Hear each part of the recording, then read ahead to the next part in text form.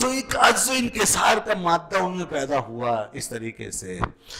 پھر وہ شیراز کی گلیوں میں جتنا علم پھیلا ہوا تھا وہ سب سعدی نے اس کو اپنے اندر جذب کر لیا.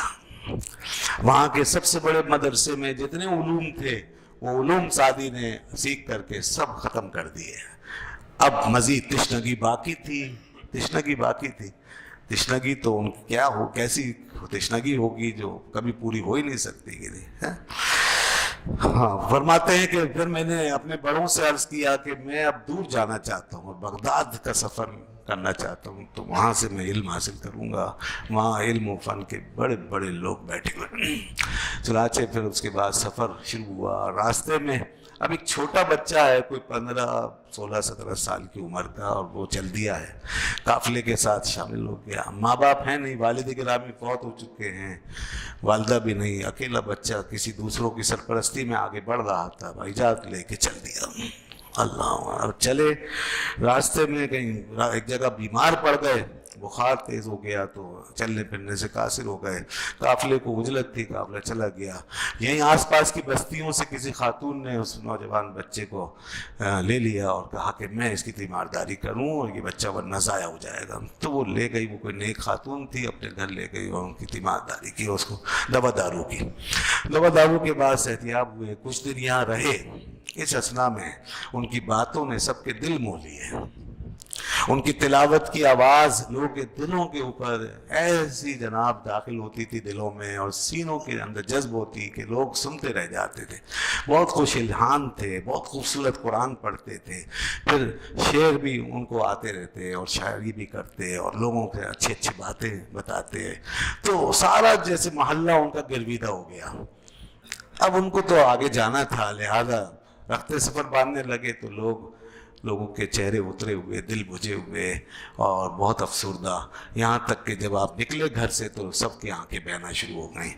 انہوں نے کہا کہ ہم آپ کو آگے تک چھوڑ کے آئیں گے. تو لوگ ساتھ ساتھ چلے اور چھوڑا ان کو، ایک جگہ سے رخصت کیا.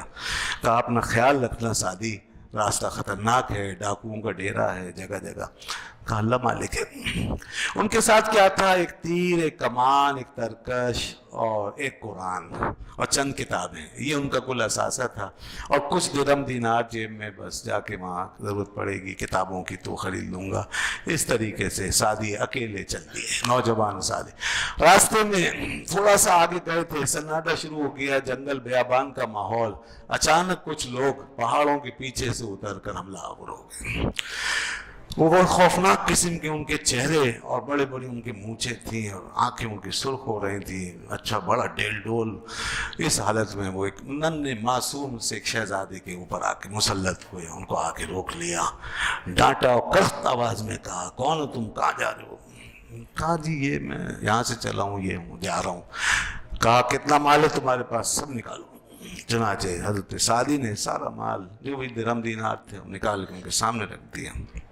آپ سمجھ گئے کہ مجھے لوٹنے آئے ہیں، تو انہوں نے مال پہ قبضہ کر لیا.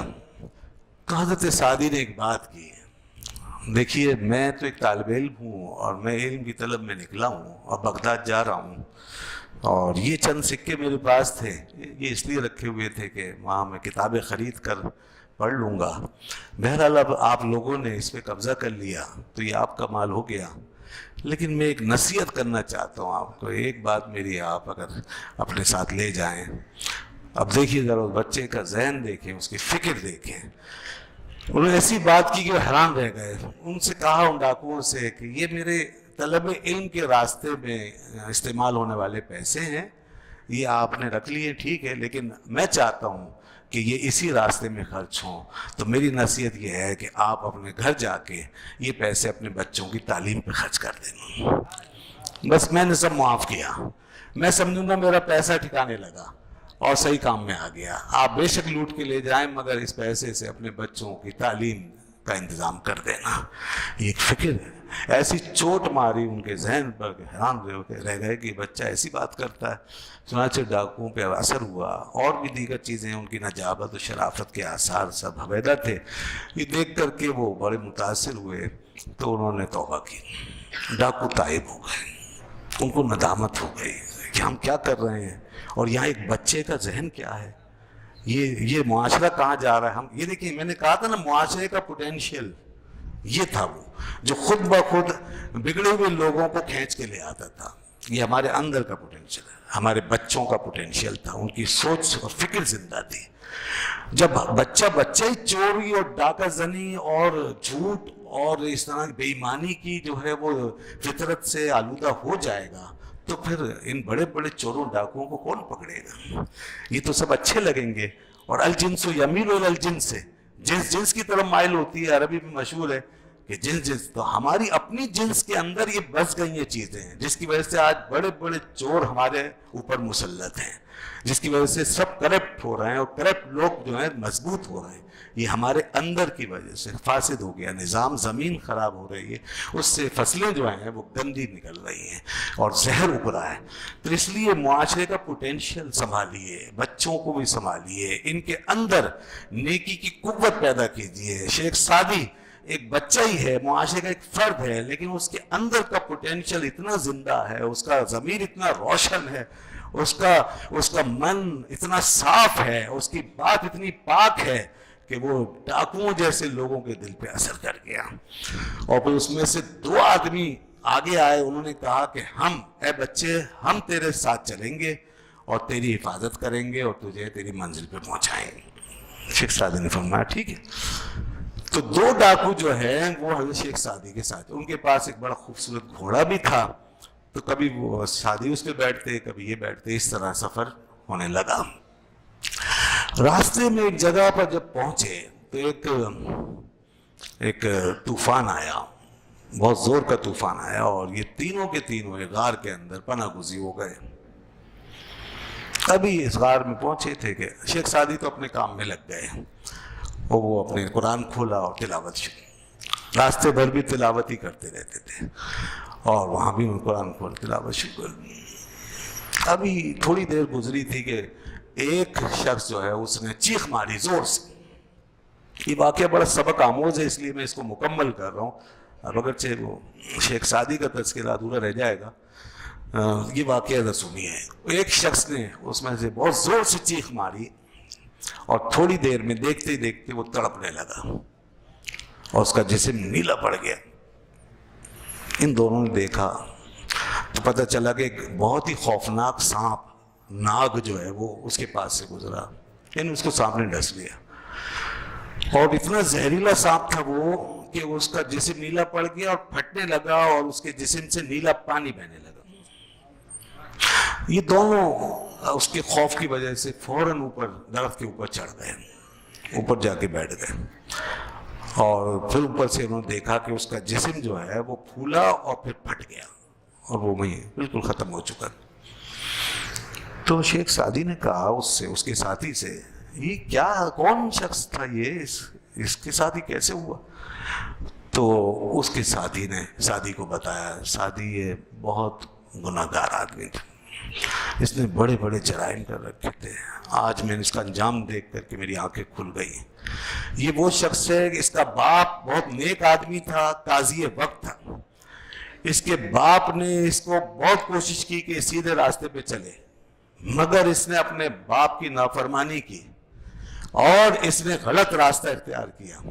اس نے اپنے باپ کا مال چرایا، اس مال پہ عیاشیاں کی، اپنے باپ کو ناراض کیا. یہ سنیں نوجوان بچے ہمارے جو ماں باپ کی قدر نہیں کرتے، اور خاص طور پہ ایسے ماں باپ کی جو سیدھے راستے پہ چلانا چاہتے ہیں.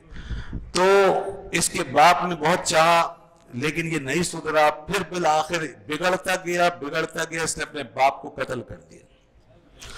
اپنے باپ کو مارنے کے بعد پھر یہ بالکل بگڑ گیا، پھر اس نے چوری چکاری ڈاکہ زنی یہ والا راستہ اختیار کیا. یہ رازن بنا، اس نے 100 سے زیادہ قافلے لوٹے ہیں، بہت مال لوٹا لوگوں کا، بڑے دل دکھائے ہیں.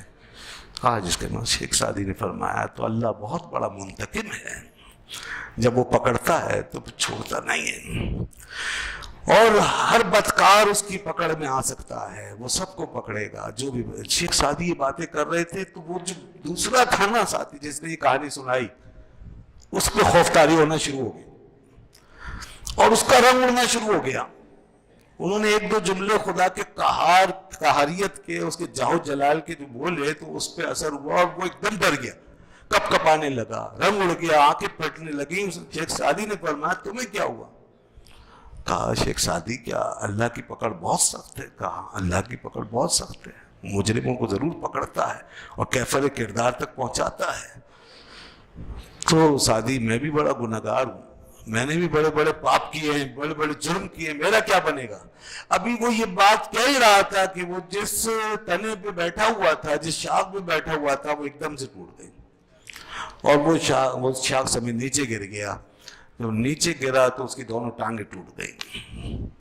हर शेख सादी देख के हैरान हुए, जल्दी से नीचे उतरे। वो कहने लगा सादी मुझ पर भी पकड़ आ चुकी लगता है, और तुम ऐसा करो एक पत्थर लाओ और जल्दी से मेरे सर पे मार दो ताकि मैं खुदा के अजाब से बच जाऊं, ज्यादा अजाब से बच जाऊं, ज्यादा तकलीफ से बच जाऊं, मुझ पे पत्थर मार। शेख सादी इधर भागे उधर भागे, लोगों को ढूंढे, कोई आए कोई इसके लिए कुछ करे।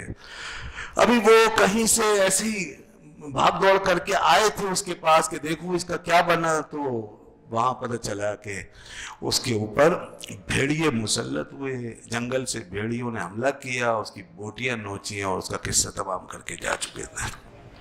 शेख सादी ने कहा अल्लाह मालिक मौला तू कैसा मुंतकिम।